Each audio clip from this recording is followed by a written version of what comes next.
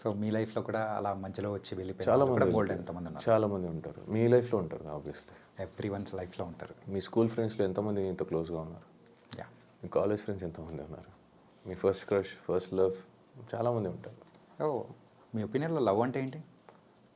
Acceptance. Acceptance దేని గురించి? Everything. ఏదైనా యాక్సెప్ట్ చేయాలి.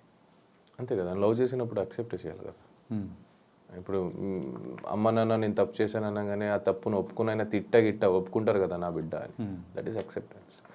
ఎక్స్పెక్టేషన్స్ కన్నా యాక్సెప్టెన్స్ కొంచెం ఎక్కువ ఉంటే బెటర్ ఫ్రమ్ మై దృష్టిలో. And respecting each other values అంటే ఫ్రమ్ బోత్ సైడ్. చిన్నోడు పెద్దోడు, సో ఈ యొక్క మాటలు కానీ, సో బయట మీరు సోనియా గారు అండ్ పృథ్వీ, సో మీరు ముగ్గురి యొక్క కెమిస్ట్రీ ఏంటి అసలు? మనం కనెక్ట్ అయ్యాం అలా. పెద్దోడు అంటే నేను పెద్ద కొడుకు అని, చిన్నోడు అంటే ఆడు చిన్న కొడుకు అని. She big sister. Big sister is nothing but an mother. So మన దృష్టిలో అదే. ఇంకా నలుగురు కనుక ఏం కనిపిస్తుంది దానికి మేము I can't explain anything for that. అంటే ఫుటేజ్లో అక్కడ బయట ప్రేక్షకులకు చూపించే ఫుటేజ్ అనేది అది తక్కువ, అండ్ మీరు చూపించేది చాలా ఉందనా లేకపోతే ఏంటి అసలు? మీరు చూపించింది చాలా లేదు, మాది బాండింగ్ సరిగా మీరు చూడలేదేమో అని. గంట ఎపిసోడ్ చూస్తారు, 24 గంటలు మేము ఉంటాం. సినిమా చూడకుండా ట్రైలర్ చూసి రివ్యూ ఇచ్చే వాళ్ళకి ఇంకేం చెప్పగలుగుతా? అంటే ఇప్పటి వరకు ప్రేక్షకులు కూడా ఆ ట్రైలర్ చూసే కదా మిమ్మల్ని కూడా సో విన్నర్ అనేది చేశారు. అదే ట్రైలర్ చూసి కొంతమంది నన్ను తిట్టుకున్నారు కూడా కదా. యా. సో ఆ తిట్టుకునే వాళ్ళకి చెప్తున్నాను. ఇష్టపడే వాళ్ళు ఎంతైనా ఇష్టపడతారు భయ్య. మా వాడు అంటే నా ఫ్రెండ్స్ ఇప్పుడు కూడా నించున్నారు, నా తప్పున లేకపోయినా. చిన్నప్పటి నుంచి కొన్ని ఫ్రెండ్షిప్స్ నాకు ఇప్పుడు దాకా ఉంది. ఇప్పుడు కూడా నా కోసం ఏదైనా సరే వాళ్ళకి అవ్వకపోయినా నించుంటారు. So that is what I love is. It's not only between a girl and a boy. It happens between a brother, friends, family, sisters, whatever it is. Acceptance అదే అక్కడే ఉంది. అంటే బయటికి వచ్చిన తర్వాత సోనియా గారితో బాండింగ్ ఎలా ఉంది? మాట్లాడతాను, we keep talking. Okay. But ఆ మ్యారేజ్కి వెళ్ళేది because I was out of station. అందుకే నేను ఒక ఇంటర్వ్యూలో కూడా చెప్పా, ఏమైనా ఇవ్వాలా అని అడిగారు. ఆ మ్యారేజ్ గిఫ్ట్ ఇవ్వలేదు, ఇవ్వాలి వెళ్ళి అని. సో నేను కొంచెం ఫ్రీ అయినప్పుడు వెళ్ళుకో. అక్కడ అందరు కలిసారు కానీ మీరు మాత్రం లేదు, నేను అవుట్ ఆఫ్ స్టేషన్లో ఉండే. ఓకే. అంటే బిగ్ బాస్ హౌస్ నుంచి బయటికి రాగానే మీరు చేసిన ఫస్ట్ పని ఏంటి? నిద్రపోయావా ఫస్ట్ మంచిగా నిద్రపోయా. 2 days ఐసోలేటెడ్ ఉండే. ఓకే.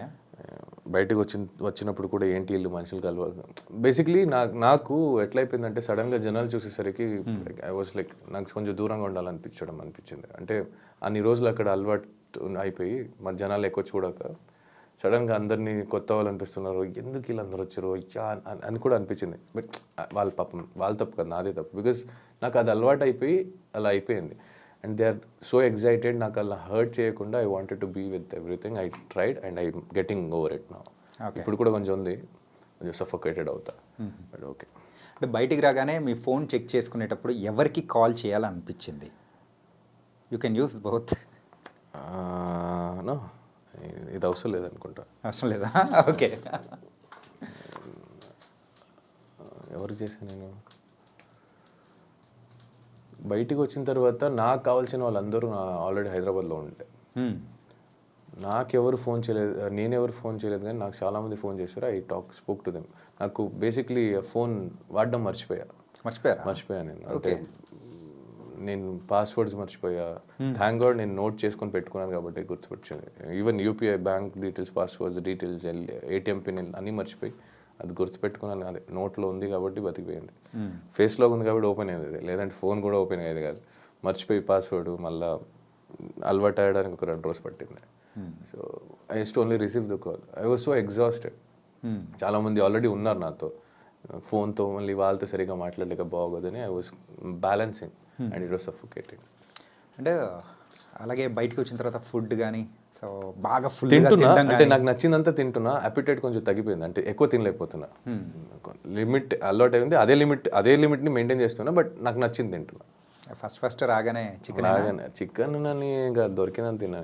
ఇడ్లీ కూడా కొత్తగా అనిపించింది నాకు, మసాలా దోశ కొత్తగా అనిపించింది, చాలా అయ్యో పానీపూరి ఇవన్నీ కొత్తగా అనిపిస్తుంది. బయటికి రాగానే ఒక వింత మనిషిలా నేను వింత ప్లేస్కి వచ్చానో లేదా నేనే వింతనా అనిపించింది ఒక చోట నాకు. అంటే అబ్బా ఇవన్నీ అవును కదా, ఇవన్నీ చేసేవాళ్ళం కదా మేము, ఇవన్నీ తినేవాళ్ళు కదా, గుర్తులేదు. నేను అలవాటు అయిపోయేలా